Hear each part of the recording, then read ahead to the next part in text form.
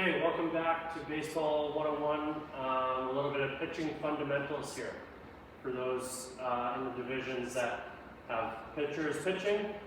A couple fundamental aspects and understandings of the pitching mechanics and how to incorporate maybe somebody who's never pitched before. Maybe help them feel a little bit more comfortable and help them probably throw more strikes. A couple of things that you'd like to do and our 5 steps that I talk about throughout the pitching motion go from here. So I have my back foot on the rubber, and I come to position 1. Position 1 is where my feet are just outside shoulder width, and my hands are together. That's my set position. From 1, I go to 2. 2 is my leg lift. I hope to have my knee past my belt, right? And then I'm in a balanced position here. Challenge your players to see how long that they can hold it without falling this way or without losing their balance. An important thing to look at in number 2 is if my foot is right underneath my knee. I don't want to have a flamingo foot. I want to just relax my foot outside under my knee, having a straight back leg. That's position 2. So I'll go over it again. 1, my set. 2, leg lift. 3, land. Okay? As you can see, my elbows are in line. If you were to, I explained to the players, if I were to have no head and you were to put a ruler or a meter stick on my shoulders, I should be able to have my elbows on the same line. My glove is out in front of me, and my fingers are up on top of the ball. Okay, that's position 3. Position 4, 1, 2, 3, 4. When I finish my throw, I want to feel like my back foot is kicking up to the sky and coming over to my other foot. It's basically following my hand all the way through the throw. A lot of young pitchers will just drag their foot and have nothing behind their throw. If they can bring their back foot up and over, that'll help them stay in line to the target. One more time. 1, 2, 3, 4. One thing. From 2 to 3, I call 2.5. This is where my hands separate. My hands separate when my foot goes down, and I can stay here all day. It's nice and comfortable. When my hands separate, I want to think about taking my thumbs apart. And it's when my foot goes down. Take my thumbs apart and get to my landing position. I say that to the kids all the time, and it always messes them up too, but it's a very important step. It's 2.5. 1, 2, 2.5. I could go back to 2. We'll go 2.5, 3, 4. That's the basics of it.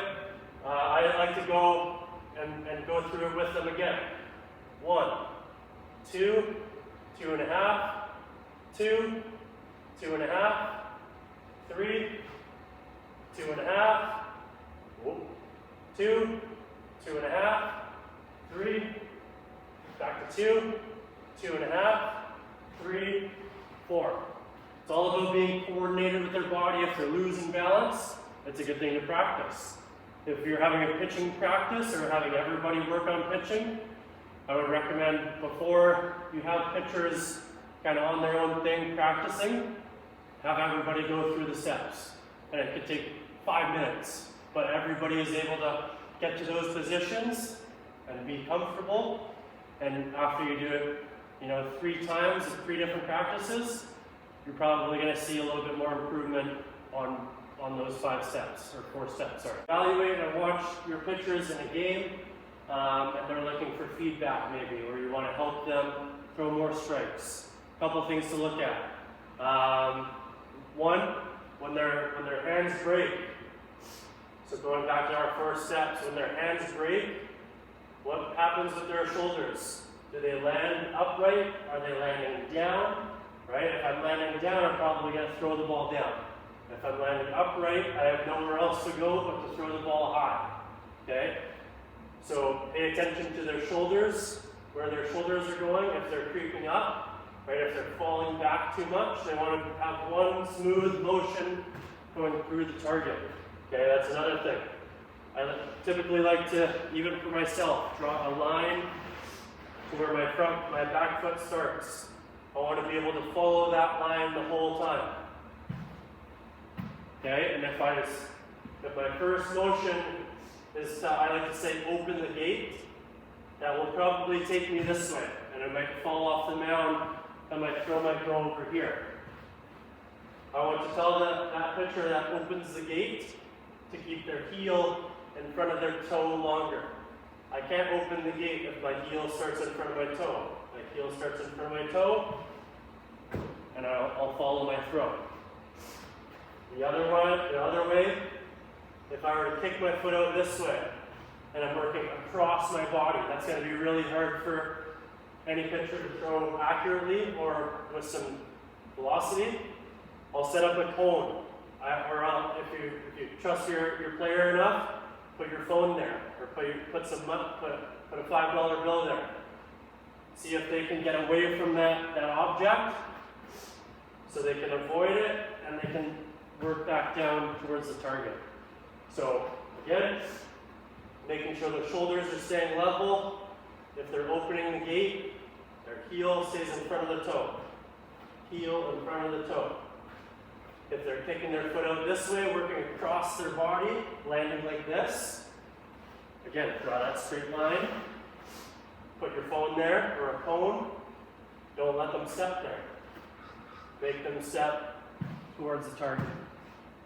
Pitching drills you might want to implement throughout the season for maybe some of your stronger pitchers or for your weaker pitchers that still are having a hard time understanding the concepts of how to move their body and try to be able to throw more strikes.